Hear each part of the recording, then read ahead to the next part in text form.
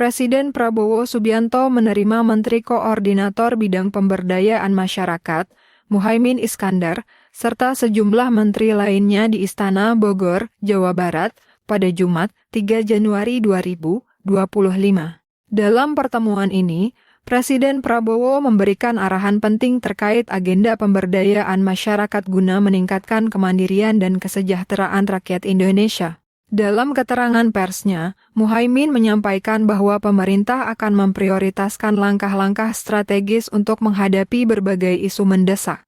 Salah satu fokus utamanya adalah memperbaiki data tunggal penerima bantuan agar kebijakan yang diterapkan lebih tepat sasaran.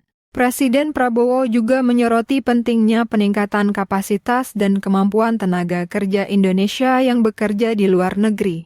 Pemerintah, menurut Muhaimin, akan mendirikan 100 balai latihan kerja baru sebagai fasilitas untuk mempersiapkan para pekerja migran menghadapi kebutuhan kerja internasional. Selain pelatihan, pemerintah juga berkomitmen memperluas akses pendanaan berbunga rendah bagi UMKM, koperasi, sektor ekonomi kreatif, serta pekerja migran. Pendanaan ini akan difasilitasi melalui kerjasama lintas kementerian, termasuk program kredit murah berbasis dana pinjaman bergulir.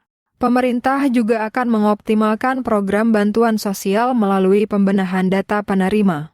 Muhaimin menjelaskan bahwa masyarakat akan diberikan kesempatan untuk memberikan usulan atau sanggahan terkait penerima bantuan, sehingga program ini dapat berjalan lebih akurat dan merata. Melalui langkah-langkah ini, pemerintah berharap dapat mempercepat pengentasan kemiskinan dan meningkatkan kesejahteraan masyarakat secara menyeluruh. Ya. Tadi itu bagaimana ya Gus ya? Tadi kan soal makan bergizi gratis atau seperti apa yang di highlight gitu dalam rapat tadi Gus? Ya, hari ini kita rapat koordinasi pemberdayaan masyarakat. Diikuti oleh Menteri UMKM, Menteri Koperasi, Menteri Perlindungan Pekerja Migran, Menteri Sosial, Menteri Ekonomi Kreatif, dan Menteri Koperasi. Kemudian Menteri Desa. Berbagai agenda pemberdayaan dimulai dari keinginan agar graduasi masyarakat miskin, mulai dari miskin ekstrim, miskin menjadi berdaya mandiri. Dari sana ada banyak isu-isu yang harus ditangani cepat. Salah satunya data tunggal agar tepat sasaran. Yang kedua, meningkatkan kapasitas usaha kecil menengah dan koperasi dengan memberi kapasitas kemampuan, kemudian bahan baku, holding antar UMKM akan kita lakukan agar usaha besar bersinergi kolaborasi dengan UMKM. Lalu kita juga akan melakukan atas perintah Pak Presiden meningkatkan kapasitas dan kemampuan para pekerja migran yang ke luar negeri. Insya Allah akan dibangun paling tidak 100 balai latihan kerja baru untuk pemberangkatan persiapan jabatan tertentu kualitas standar skill dan vokasi yang disiapkan khusus melalui 100 balai latihan kerja baru. Yang kedua, dalam meningkatkan aksesibilitas untuk pendanaan, pinjaman sekaligus kemudahan finansial para UMKM, kemudian pekerja migran, koperasi, akan ada ekonomi kreatif, akan ada beberapa penanganan membuat semacam simpan pinjam atau kredit murah yang diberikan oleh negara pemerintah, baik melalui dana pinjaman bergulir yang ada di Kementerian Koperasi akan ditambah jumlahnya. Kemudian akan dibuat program khusus pinjaman untuk pekerja ke luar negeri. Buruh migran ini, pekerja migran Indonesia yang mau ke luar negeri membutuhkan uang untuk pelatihan, uang untuk cost structure, biaya tiket, keberangkatan, pelatihan, kemudian dokumen itu kita berikan pinjaman dengan bunga yang sangat rendah. Ini akan diinisiasi untuk membuat model simpan pinjam dengan bunga yang sangat rendah. Ini akan kita tindak lanjuti dengan kementerian-kementerian terkait, khususnya Kementerian Keuangan, berbentuk uang pemerintah yang dipinjamkan kepada para pekerja migran, juga kepada UMKM. Contoh sukses PNM akan kita duplikasi gitu ya, menjadi PNM itu penanaman modal madani yang bergerak di bidang simpan pinjam ibu-ibu pelaku bisnis. Nah, ini akan diduplikasi untuk pekerja migran, duplikasi untuk UMKM, duplikasi untuk koperasi.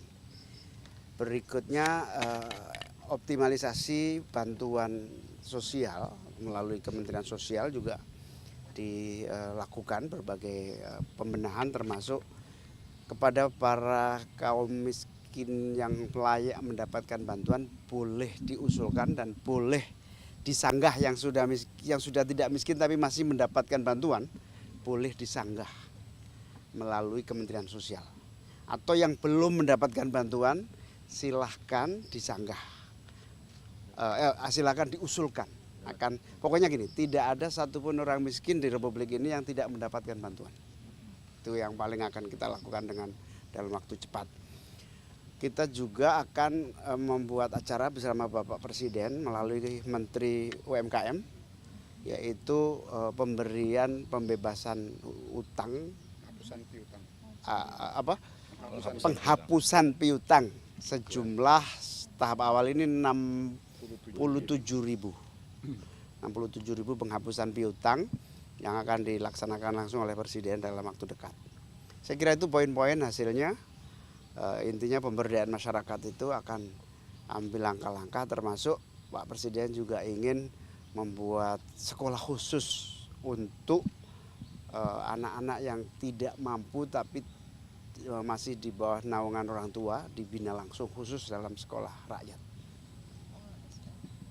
Pak, tadi yang simpan pinjam itu nanti bentuknya koperasi atau seperti apa, Pak? Kan selama ini juga udah ada KUR ya, Pak, dari BUMN. Ya, karena KUR, PNM, kemudian lembaga bergulir ada, tambah lagi.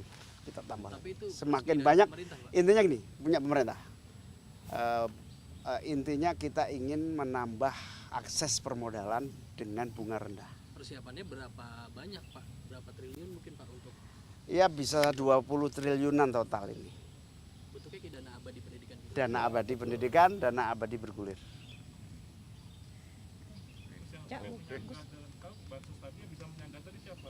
Tetangga kalau ada tahu orang sudah mampu tapi masih dapat, silahkan menyanggah. Bila tetangga ini udah kaya kok masih dapat PKH, silakan. Ada aplikasi khusus dari Kemensos online.